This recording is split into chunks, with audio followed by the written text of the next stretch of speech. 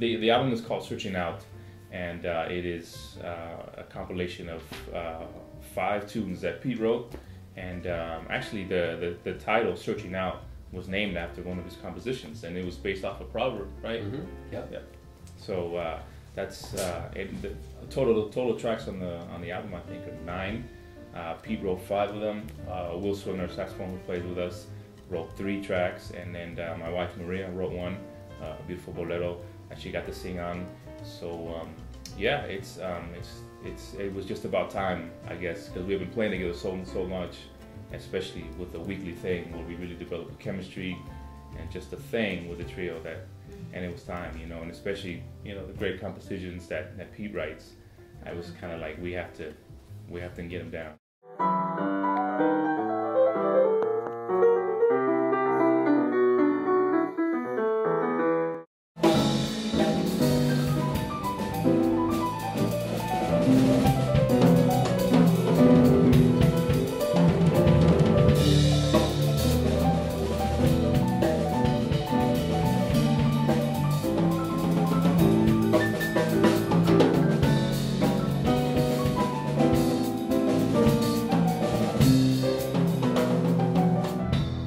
I'm just honored to be a part of this project and play with such great musicians and be constantly challenged. And, you know, to have me be a part of it is it's just so cool for me to be on a CD with these guys, you know. So I'm completely honored and excited to have people listening to this music.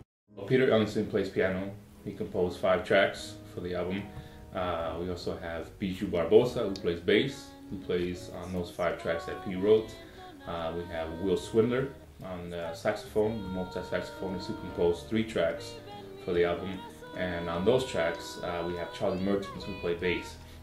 We also have my wife, Manuel Lopez, who composed a beautiful bolero, Mano de Dios, for the album. So it's been a real pleasure for me to have her, obviously, on the album and to be a part of the trio now, as we move into that realm of music with lyrics and with vocals on it.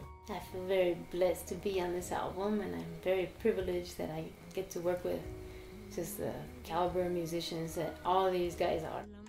The song that I did is called Mano de Dios, and it's just a love song dedicated to my husband that explains that that really it's God's doing that He brought us together. And it's a beautiful bolero that is contemporary because of the arrangement that Pete Ellingson really helped me do, and it's turned out wonderful.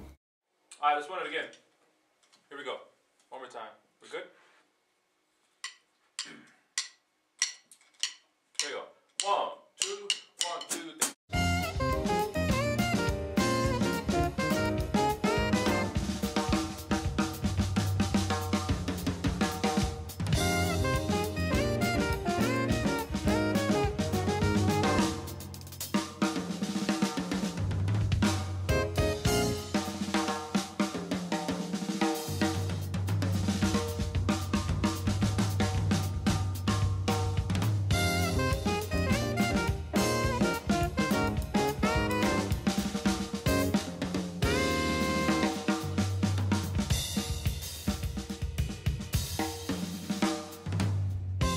I had been playing with the group for, you know, a couple months and caught on to the fact that I was going to be maybe doing it kind of regularly, and so I was sitting in my office and I was like, you know what, I need to write a tune for this group because, you know, this is a great group and this is silly that I'm going to be playing with them a lot. I'm not going to have any tunes that we could play, and so I sat down and I wrote Samba Garbino. And when writing for a specific group, you know, the manager group included, it's like the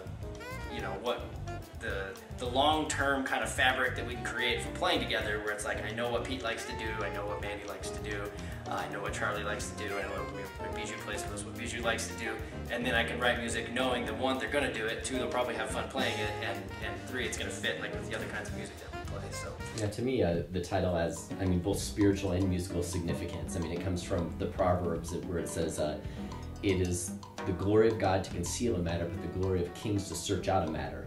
So, I mean, from a spiritual sense, that we're always, I mean, just that, I mean, the amazingness of creation and what God's created, that we're always, I mean, just trying to understand God more, understand, I mean, what He's created.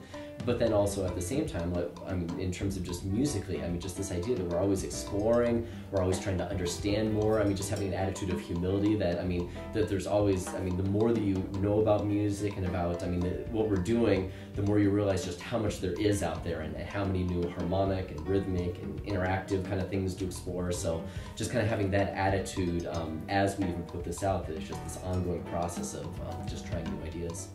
What makes it super fun for me is knowing that we don't know what's going to be there, and yet it comes out in a certain way where it's as if it was composed.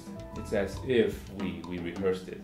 It's as if we intentionally wanted to go this way. Mm-hmm. A lot of times we don't, you know, but that's sort of the illusion of it, is let's make this sound like we composed this, like we wanted to do this, you know what I mean? And you know, the other side is that when that doesn't happen, how do we get out of that? Where do we go from there? Because even that creates a whole new world and a whole new door for us to go into. Because, you know, what we do is so improvised, it's so free, it's so open. I never tell the guys what to play. I never will, even if I don't like it. I won't tell them what to play. You know, I'm just gonna let them play. But I know Pete, you know, I love Pete for who he is, and what he plays is gonna be Pete, and that's what I want, you know.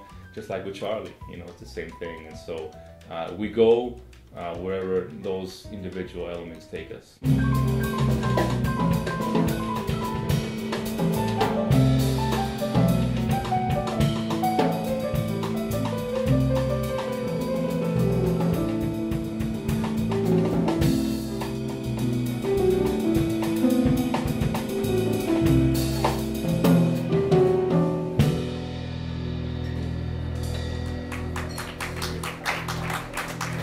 Go Pete.